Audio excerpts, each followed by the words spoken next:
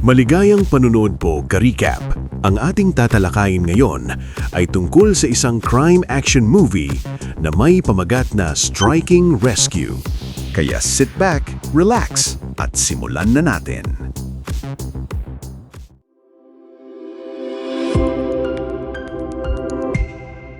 Sa simula ng kwento, makikita natin si Jack na sumasailalim sa matinding training. Napakahirap ng kanyang training na nagsimulang dumugo ang kanyang mga kamay. Ngunit kahit ganito, hindi siya tumigil at nagpatuloy sa pag-iensayo. Nalaman natin na dati si Jack ay isang ordinaryong tao lamang. Ngunit pinatay ng isang mapanganib na Chinese mafia ang buong pamilya niya, kasama na ang kanyang anak na babae. Mula noon, hinahabol niya ang lahat ng sangkot sa kanilang pagpatay. At hanggang ngayon, isa sa mga taong iyon ang kanyang tinutugis. Makikita natin si Kang, isang gangster na nangungutong sa mga tao. Pinilit ni Jack na makipagkita sa kanya gamit ang pananakot. Pero pagdating ni Kang sa lugar na itinakda ni Jack, agad niya itong nakilala at sinubukang tumakas. Inutusan ni Kang ang kanyang mga tauhan na patayin si Jack. Agad namang kinuha ng mga tauhan niya ang kanilang mga armas at naghanda sa pag-atake. Inakala ni Kang na matatapos si Jack sa mga kamay ng kanyang mga tauhan kaya komportable siyang umupo. Pero bigla, isa sa mga tauhan niya ang natabig at nahulog malapit sa kanya. Ang mga goons ni Kang hindi man lang napinsala si Jack at lalong hindi niya natalo. Hindi nagtagal, pinahirapan ni Jack ang lahat ng kalaban hanggang hindi na nila nagawang tumayo muli. Nagpadala pa si Kang ng mas maraming tauhan para tapusin siya, pero isa-isa silang pinuksa ni Jack.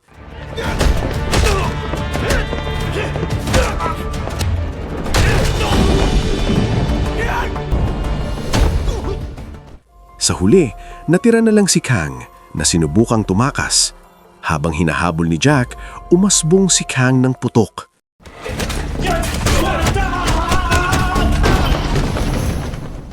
Ngunit kahit ganon, nahuli pa rin siya ni Jack.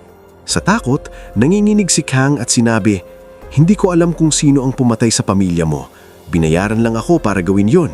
Pagkatapos, ay ibinahagi niya kay Jack ang pangalan ng isang lalaki na bodyguard ni Yang Hao, isang sikat na industrialist. Agad nagtungo si Jack sa isang high school kung saan araw-araw sinasamahan ng bodyguard na si Adam, ang anak na babae ni Yang Hao. Paglapit ni Jack sa babae, agad na naging alerto si Adam. Tinanong niya, "Hindi ka ba pwedeng maglibot lang?" Ngunit nang tinignan niya ang kamay ni Jack, wala siyang nakitang kahina-hinala. Kaya pinayagan siyang makalapit. Ngunit nakatago sa bag ng anak ni Yang Hao ang tracker na inilagay ni Jack. Pagdating ni Bella sa bahay, sinaway siya ni Yang Hao dahil nakipag-away sa ibang bata sa paaralan. Sinabi niya, "Bilang estudyante, ganito ang asal mo. Alam mo ba kung gaano kalaki ang idodonate ko sa paaralan dahil sa ginawa mo?" Sumagot si Bella, "Sila po ang nang-asar sa akin muna." Pero bulag si Yang Hao sa kanyang negosyo at hindi nakinig. Galit na iniwan ni Bella ang kanyang pagkain at umalis. Ipinaalam ng manager ni Yang Hao na si Julia na nakatanggap ng report ang pulisya tungkol sa droga sa kanilang shipment. Sabi ni Yang Hao, "Sa tingin ko, may ilan sa mga staff natin na nakikipagsabwatan sa mga lokal na dealer at ginagamit ang shipment natin para mag-smuggle ng droga. Kapag kumalat ito, masisira ang negosyo natin at madudumisa ng reputasyon natin sa market. Kaya, dapat tayong mag-ingat sa lahat." Pinakinggan ni Jack ang kanilang usapan sa pamamagitan ng mikropono ng tracker at nakumbinsi siyang si Yang Hao ang nasa likod ng pagkamatay ng kanyang pamilya. Samantala, makikita natin si Kang na ang mga ari-arian ay nakumpiska na ng pulis. Sinabi niya sa kanyang boss, "Boss, may pumasok dito. Pinatay niya lahat ng tauhan ko at saka inireport sa pulis." Bago pa man makaintindi si Kang, hinagis siya ng boss niya gamit ang isang upuan at doon siya pinatungan. Sabi ni Kang, "Boss, patawarin niyo po ako. Gagawan ko ng paraan nito." Ngunit sabi ni Victor, "Sulit ba ang buhay mo sa 200 crore? Habang sinasabi ito, isang mapanganib na killer na si Natasha ang pumatay sa kanya. Sinubukan tumakas ng mga tauhan ni Kang pero pinatay din sila ni Natasha. Samantala, nakatanggap ng tawag si Victor mula sa isang galit na tao dahil hindi dumating ang shipment. Pinutol niya ang tawag dahil alam niya kung paano babawiin ang pagkawala. Makikita naman natin si Yang Hao na napagtanto ang pagkakamali niya sa pagsaway kay Bella. Nagdesisyon siyang laktawan ang isang mahalagang meeting at dalhin si Bella sa kanyang ina para mapatawad siya. Ngunit hindi pa rin humupa ang galit ni Bella. Naglakbay sila sa isang lihiming ruta na alam lang ni Adam at Julia. Ngunit hindi nila alam na si Jack ay naghihintay na sa ruta. Naglagay siya ng bomba sa bawat kanto kaya tiyak ang kamatayan ni Yang Hao kahit anong ruta ang piliin niya. Hawak ang detonator, naghihintay siya sa sasakyan ni Yang Hao. Nang mapansin niya na hindi gumagalaw ang convoy, nagulat siya. Ano ang nangyari? Nalaman ba nila ang bomba? Hindi. May truck driver na nakipaglaban sa isang lalaking humaharang sa daan. Akala ni Adam, mabilis silang makakakilos. Pero bago pa man niya maunawaan, biglang lumabas ang isang grupo ng armado mula sa truck at binuksan ng apoy sa kanila.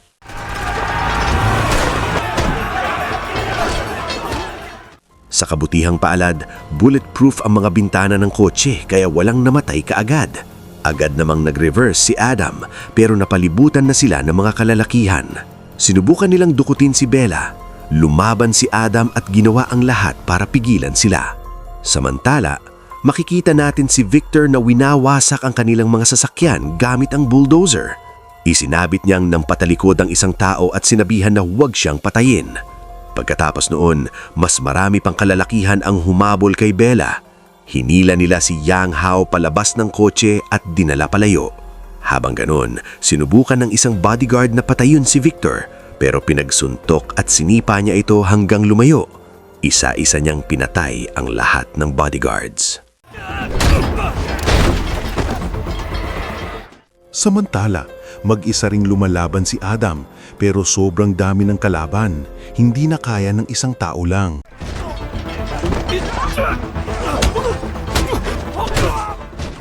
Nang marinig ni Jack ang putukan, agad siyang nagmadaling pumunta sa lugar ng aksyon. Nakita niyang dinukot si Yang Hao sa isang truck. Hinabol ni Adam ang truck, tumalon sa ibabaw nito at humawak. Ngunit pagbukas niya ng gate, isang lalaki ang umatake sa kanya. Nakalusot si Adam sa suntok at nakapasok sa loob. Pero mas mapanganib pa ang mga naghihintay. Dito lumabas si Natasha na agad umatake kay Adam at pinagsama-sama ang mga patalim at suntok.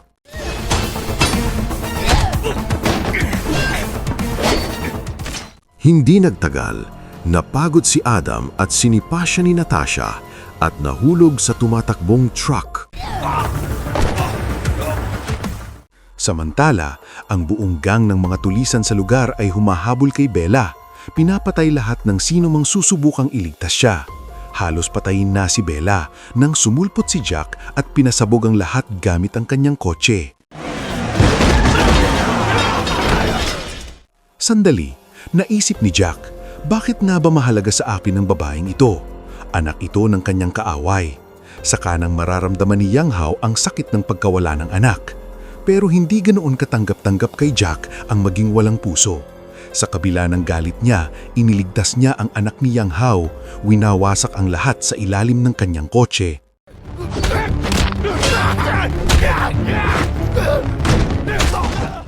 Lumapit siya kay Bella at sinabihan, "Sumakay ka na, mabilis." Nagtiwala si Bella at sumakay sa kotse. Ngunit sa kabila ng malaking bounty sa kanyang ulo, ayaw pa ring bitawan ng mga tulisan.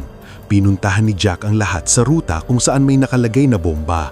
Pagdating ng kanilang mga sasakyan sa bomba, pinindot niya ang detonator at naganap ang malakas na pagsabog. Winasak lahat ng sasakyan sa likod nila. Si Adam ay nakatayo sa malayo at pinanood ang lahat. Ngunit sobrang sugatan kaya wala siyang magawa. Makikita rin natin ang mga tao na nagpoprotesta laban sa droga sa lungsod.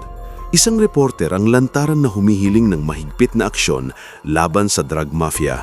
Pero sa susunod na sandali, nakita natin siyang nasa kakilakilabot na kalagayan. Dinukot ng drug mafia siya at ang kanyang pamilya. Sinabi sa kanya ni Clay, "Galit na galit ako tuwing binabanggit mo ang pangalan ko sa TV. Kaya naparito ako at may dala kong regalo." Pinilit ni Clay ang reporter na tanggapin ang droga o papatayin niya ang pamilya niya. Nang tumanggi pa rin ang reporter, binaril ni Clay ang kanyang asawa sa harap niya. Para mailigtas ang kanyang mga anak, sumunod ang reporter sa lahat ng utos. Sabi ni Clay, "Kung ginawa mo ito noon, baka buhay pa ang asawa mo. Ngayon, pwede mo lamang iligtas ang isa sa dalawa. Piliin mo kung sino ang mabubuhay at sino ang mamatay." Alam ng helpless na reporter na kung hindi siya pipili, papatayin ni Clay ang dalawa. Itinaas niya ang baril para patayin ang panganay na anak, pero nanginginig ang kamay niya habang nagpaputok. Pagkatapos, pinatay ni Clay ang bunsong anak at saka ang reporter.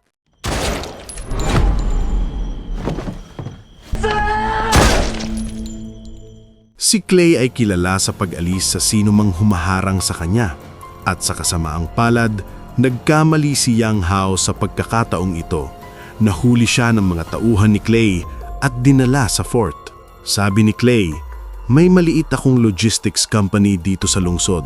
Pirmahan mo ang papel na ito at magiging iyo ang kumpanya sa halagang 200 crore rupees lang." Alam ni Yang Hao na kung pipirma siya, gagamitin ni Clay ang kumpanya bilang takip sa drug trafficking. Kaya tumanggi siya kahit sabihing kamatayan ng kapalit. Sabi ni Clay, "Chairman, mas mahalaga kang mabuhay pero walang silbi sa akin ang anak mo. Kung hindi ka pipirma, hindi siya mabubuhay." Samantala, nailigtas na ni Jack si Bella mula sa mga tulisan at dinala siya sa kanyang base. Nang tumingin si Bella ng malapitan, nakilala niya si Jack bilang parehong lalaki na nakilala niya sa paaralan. Sabi niya, "Kasama ka rin sa balita. Pinatay mo ang asawa at anak mo, di ba?" Ngulit galit na sinagot siya ni Jack, "Hindi ko sila pinatay. Ang ama mo, si Yang Hao, ang may kagagawan." Nang hindi pa rin naniwala si Bella, ipinakita ni Jack ang lahat ng ebidensya na malinaw na nagpapatunay na sangkot ang ama niya sa drug mafia. Kung gusto ni Jack, pwede niyang dukutin si Yang Hao at pilitin na gawin ang kahit ano. Pero ang paggamit ng isang inosenteng bata bilang kasangkapan sa paghihiganti ay hindi niya tinanggap na tama. Kaya sinabi niya kay Bella na umuwi na. Agad namang pumunta si Bella sa isang phone booth at tumawag kay Julia. Nang malaman ni Julia na inatake sila, binalaan niya si Bella na huwag magtuwala kahit kanino, pati na kay Adam dahil siya na ang pupunta para sunduin siya. Nagtagal si Bella sa pagtago hanggang sa makita niya ang paparating na police car. Bumaba ang isang pulis at sinabi, "Sumama ka sa akin, dadalhin kita sa police station. Doon ka susunduin ni Julia." Ngunit bago pa siya makaalis, dumating ang isa pang pulis. Sinabi nito, "Lahat ay nasa kontrol, dapat kang umuwi."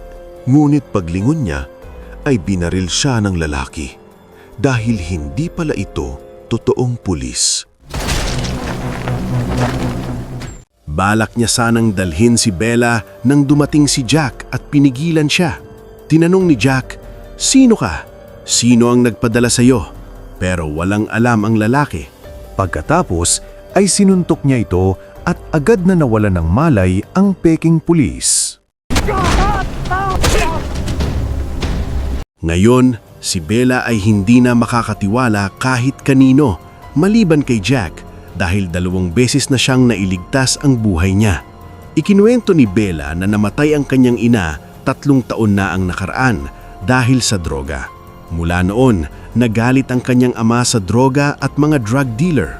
Sinabi niya, sigurado akong hindi pumatay ang tatay ko sa pamilya mo."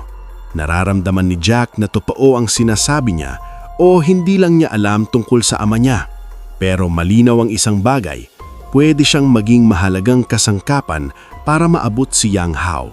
Kaya pumayag siyang makipagtulungan sa kanya. Samantala, dumating si Adam sa crime scene habang hinahanap si Bella. Natuklasan nila na ang peking pulis ay nabaril ng isang tao marahil may gustong sirain lahat ng ebidensya. Kinabukasan, nagtungo sina Bella at Jack sa isang shipment point. Ikinuwento ni Bella na 3 taon na ang nakalipas, pinatanggal ng patay niya ang ilang empleyado dahil nahuling nag-ship ng droga. Narinig niya na nakalaya na silang lahat at naging kriminal na handang gawin ang kahit ano para sa pera. Dumating sila sa shipment point kung saan dating nagtatrabaho ang mga empleyado. Sinabi ni Bella na nakaimbak ang kanilang mga detalye sa computer doon pero hindi sila papayagang pumasok. Sinabi niya, "Ako muna, susunod ka lang sa akin." Sumigaw si Bella sa guard at sinabi na siya ang anak ni Yang Hao. Sa una, hindi siya naniwala pero nang makita ang balita sa TV tungkol sa kanyang pagkawala, namula ang mukha niya. Tinanong niya, Paano ka nakatakas sa mga kidnappers na iyon? Ngulit dumating si Jack at mabilis na nakuha ang detalye ng mga tinanggal na empleyado. Tinanong niya ang manager, "Saan natin mahahanap ang mga taong ito?" Sinabi ng manager na nakatira sila sa slum market at binalaan sila na delikado ang lugar, pati ang pulis ay natatakot pumunta roon. "Kapag pumunta kayo, mamamatay kayo," sabi niya. Binasag ni Jack ang telepono ng manager at binalaan siya na kung magsasabi siya sa iba tungkol sa kanilang presensya, susunduin niya ito sa susunod at papatayin. Pumunta sila sa market kung saan nagtatago ang mga lalaki. Lahat ay nakatingin sa kanila. Pagkakita nila kay Jack at Bella, agad nilang nakilala na bago ang mga ito sa lugar. Sabi ni Jack, "Manatili ka sa loob, ako na ang bahala sa kanila." Pero pinigilan siya ni Bella. Mababang level na kriminal lang ito. Malalaman nila agad ang plano kung makikita kanila. "Pabayaan mo ako, walang makakapansin sa akin." Hiniling ni Bella sa isang lalaki na isama siya sa boss niya, pero tumanggi ito. Pinagsabihan niya ito ng malakas na sampal. Halos sampalin siya ng goon nang sabihin ni Bella na siya ang anak ni Yang Hao. "Makakakuha ka ng 20 crore rupees kapalit ko." Nang marinig ito, agad siyang dinala ng lalaki sa boss. Nakita ni Bella na laganap sa loob ang iligal na aktibidad tulad ng droga at prostitusyon. Bago siya pumasok, kinuha ng lalaki ang bag niya at ipinangako na ibabalik ito pagkatapos. Dahil may tracker ang bag, hindi narinig ni Jack ang kanilang pag-uusap. Nakilala ni Bella si Lee na dating nagtatrabaho sa kumpanya ng tatay niya bago naging gangster. Tinanong siya, "Ano ang gusto mo sa akin? Ilang lakad na ang ginawa mo para makarating dito?" Humingi si Bella ng tulong upang mahanap ang tatay niya at nangako ng 200 million rupees bilang kapalit. Ngunit sinabi ni Lee na hindi ordinaryong gangster ang gumawa nito. Siya ang kingpin ng drug world. Sabi ni Lee, "Bakit lalaban ako sa kanya para sa 200 milyon? Iba ang plano ko. Gusto kong kumita mula sa pamilya mo at kay Clay." Samantala, malupit na pinahirapan ni Victor ang isa sa mga dating kaibigan ni Jack. Habang nag-i-interrogate, nakatanggap si Victor ng mensahe mula kay Lee na natagpuan na ang babae. Ipinadala rin niya ang parehong mensahe kay Adam para makapang-extort ng pera mula sa parehong panig. Nang mapagtanto ni Bella na naipit siya, agad siyang kumuha ng kutsilyo at umatake kay Lee. Pero nahuli siya ni Lee at iniutos sa kanyang mga tauhan na putulin ang isa sa kanyang kamay. Bago pa nila magawa ito, nakalaya si Jack, pumasok ng todo lakas at sinimulang bugbugin ng lahat.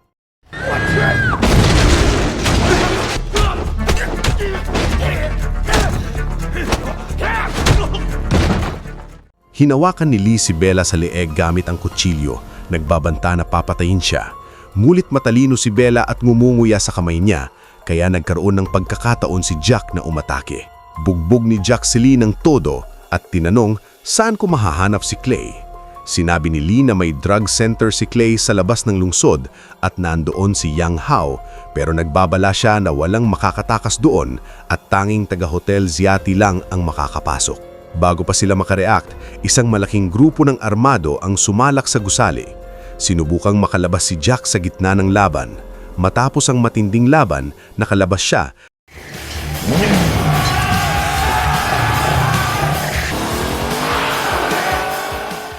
Ang iba ay nagpaputok pero walang makakapigil kay Jack. Habang tumatakas, narating nila ang dead end. Sabi ni Jack, "Tumalon ka dito, ako na ang bahala sa kanila." Pero natakot si Bella sa taas at hindi makalundag. Samantala, papalapit na ang mga goons na armas sa kanila. Biglang may pumasok na tao sa pinto at agad na pinatay ang higit kalahati ng mga kalaban. Walang awang pinatay ang lahat.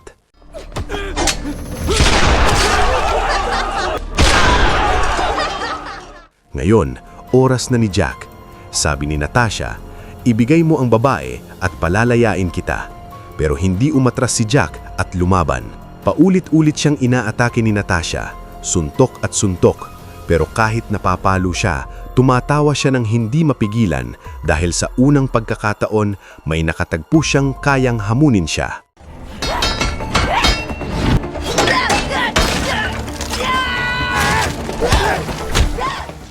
Nagpatuloy si Natasha sa pag-atake.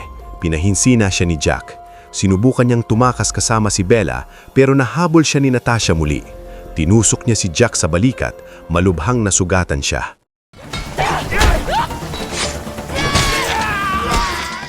Sa kabila ng sakit, patuloy pa rin siyang lumalaban. Sinipa niya si Natasha sa ulog ng sobrang lakas, kaya nahulog ito at nawalan ng malay. Samantala, hinahabol ng ilang tulisan si Bella. Ngulit dumating si Adam at pinaputok silang lahat. Hiniling niyang sumama siya kay Bella pero hindi na siya nagtiwala kaya tumakbo siya. Nang makita ni Jack si Adam na bitbit si Bella, agad siyang inatake ito. Halos patayin na niya si Adam nang pigilan siya ni Bella. Umalis silang dalawa. Malubhang nasugatan si Jack at nagkaroon ng mataas na lagnat. Ang buong lugar ay pag-aari ng fort kaya hindi sila makapunta sa ospital. Nakakita si Bella ng isang veterinaryo at agad dinala si Jack sa kanyang klinika. Una, tumanggi ang doktor, pero nang ipakita ni Bella ang baril, agad siyang pumayag. Tinahin niya si Jack at binigyan ng animal antibiotics para maiwasan ang impeksyon.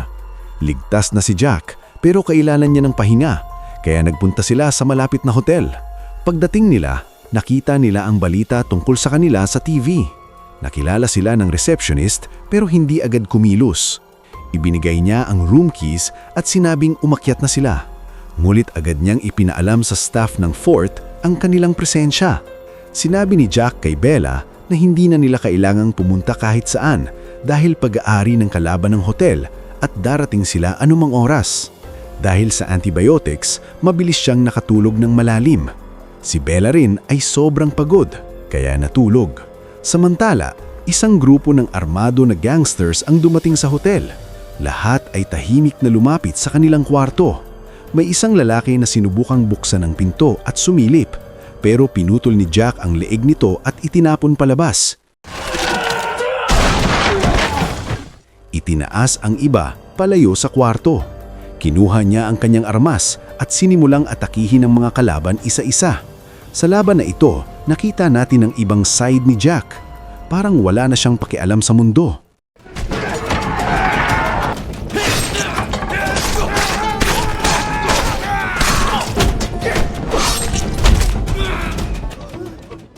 Sa huli, natira na lang ang boss pero pinatay din siya ni Jack. Sinira ang isang paa nito.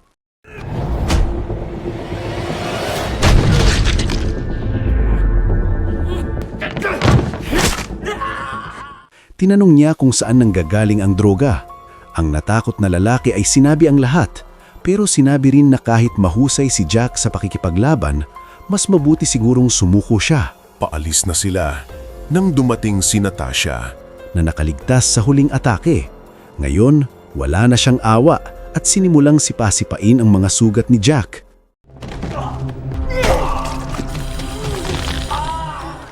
Halos patayin na niya si Jack nang pumutok si Adam mula sa likuran at tinulungan siya. Malubhang nasugatan si Jack kaya nawalan ng malay. Ngulit nang nagkamalay siya, agad niyang inatake si Adam na nakatayo sa harap niya. Ngulit pinakalma siya ni Bella at sinabing ligtas na sila ngayon.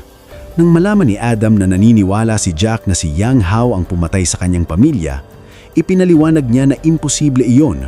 Sabi niya, nagkamali lang siguro si Jack, Pero may ebidensya si Jack na si Yang Hao talaga ang may kagagawan. ang asawa ni Jack ay nagtrabaho sa kumpanya ni Yang Hao ng 8 years. Nang matuklasan niya ang smuggling sa kumpanya, pinapatay siya ni Yang Hao. Gusto ni Jack na maghiganti sa pagkamatay ng kanyang pamilya. Nang hindi makinig si Jack, napilitan si Adam na i-tranquilize siya upang hindi makasama si Yang Hao. Ilang sandali lang pagkatapos, dumating si Julia. Pero ang mga tauhan na kasama niya ay para sa fort, kaya agad nilang nahuli ang lahat. Dinala nila sina Velma at Julia habang ang isa ay nanatili upang tapusin si Adam. Bago pa man niya magawa iyon, inatake siya ni Jack at nailigtas si Adam. Samantala, nakikita natin si Clay na pinipilit si Yang Hao na pirmahan ng mga papeles. Nang patuloy siyang tumanggi, dinala ng kanyang mga tauhan si Bella sa harap niya. Nagmakaawa si Yang Hao na palayain ng kanyang anak at handa siyang gawin ng kahit ano bilang kapalit. Sa huli, napilitan siyang pumirma sa papeles. Nagsaya si Clay, pero sinabi kay Victor na buhay pa ang lalaking nagdulot ng $2 billion na pinsala sa kanila. Sabi ni Clay, binigyan kita ng trabaho at hindi mo pa rin nagawa. Kung hindi ako pinasukan ng ama ko, matagal na kitang tinanggal. Ngunit hindi pinansin ni Victor ang sinabi at brutal niyang pinatay si Kilot agad. Hindi niya basta pinatay ang isang mapanganib na tao. Plano na niya ang araw na ito sa loob ng maraming taon. Samantala, nakatago si Jack at nakapasok sa base nila. Inatake siya ng mga gwardya pero patuloy siyang gumalaw pasulong. Pinapatay ang bawat isa. Nang pumasok si Adam, sinalakay siya ng isang babae. Nagkaroon ng matinding laban pero napatay rin siya ni Adam.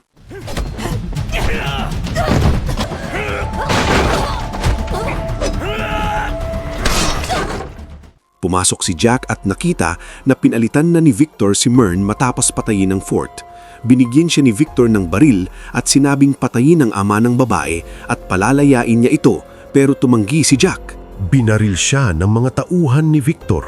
Sinubukan ni Jack na tumakas pero sinipa siya ni Victor ng todo lakas, malubhang nasugatan. Sunod-sunod siyang pinukpok ni Victor, iniwan si Jack sa kritikal na kondisyon. Sinubukan ni Jack na lumaban pero sobrang lakas ni Victor.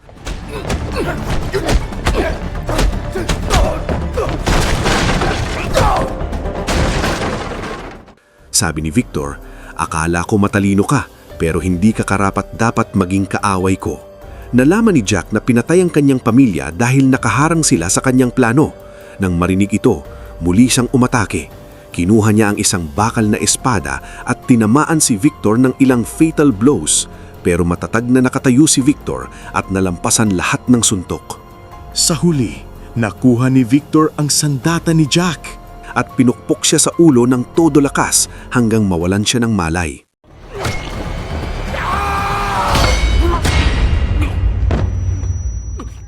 Halos durog na ang ulo niya nang dumating si Adam. Nagtago si Victor para iwasan ang bala, pero nang lumabas, nakita niyang nakatayo na si Jack.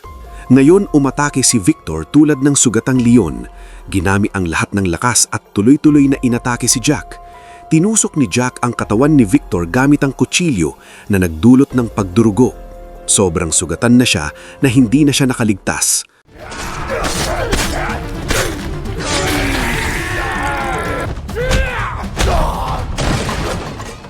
Kinuha at dinala siya ni Yang Hao palabas nang muling umatake si Victor, hawak ang kutsilyo sa leeg ni Bella. Halos patayin na siya pero naalala ni Bella ang sinabi ni Jack sa kanya kung paano kumilos sa ganitong sitwasyon. Agad niyang sinipa si Victor sa pagitan ng mga hita at nakalaya. Sa sandaling iyon, inatake ni Jack si Victor sa ulo at nadurog ito parang niyog. At namatay.